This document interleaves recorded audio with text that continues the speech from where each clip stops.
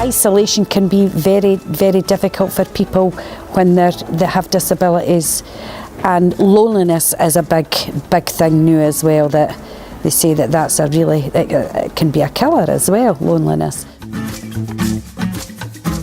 My name is Roseanne Gray and I work for Community Learning and Development, and I work a lot jointly with Shona Fowler, who is the NHS project worker, and she's also based here. There was a gap here that we noticed working here with different groups and stuff like that there were no adults with disabilities coming in and accessing our services, or indeed accessing the campus in general. The SPARKS group, it's for adults with disabilities, and that can be any disability, but the point of the group is to have somewhere locally that they can come and that they can run their own group. We try a variety of things, the dominoes, the cards. A lot of people can, and it's all things that people can play, they can all take part in that. Alison, our volunteer as well, she supports them with arts and crafts activities, a lot of banter.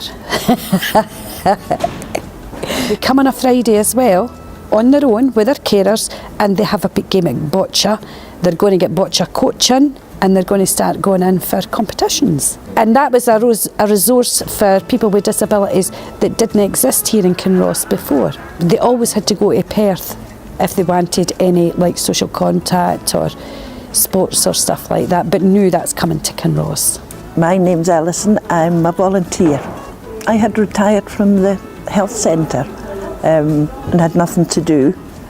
It was at a loose end, and I met Shona and she suggested I might enjoy volunteering here. I've never met such a happy crowd of people that don't complain about what's wrong with them. They just get on with life. You know, when you see how their resilience more than anything else, that they can overcome things, and it encourages me as a person, yes. So I was looking for things to do other than working, sit at home, and obviously like-minded people that you can have a chat with and things, and I just kind of felt at home when I came, so I've just been coming ever since. Come for a chat and a quiz, game of Boccia, whatever, sort of recreational activities that I might otherwise do.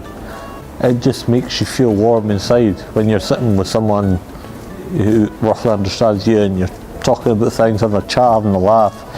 It's just a nice feeling, so I think it kind of helps everyone. It's like a wellbeing thing. Just makes you feel better about yourself, makes them feel better as well, so everybody wins. It's nice to meet other folk and have a cup of a game of Boccia. I think it's important to meet and socialise with other people in similar situations. So, yeah. I think because we're not in a big town or near a city, we are quite rural.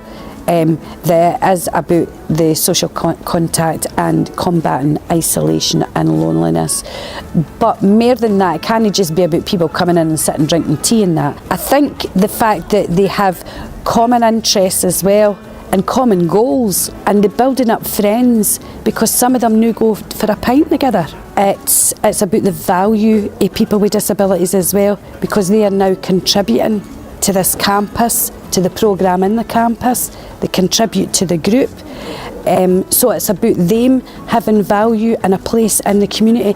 That's good as well, that there's some value that is put on people.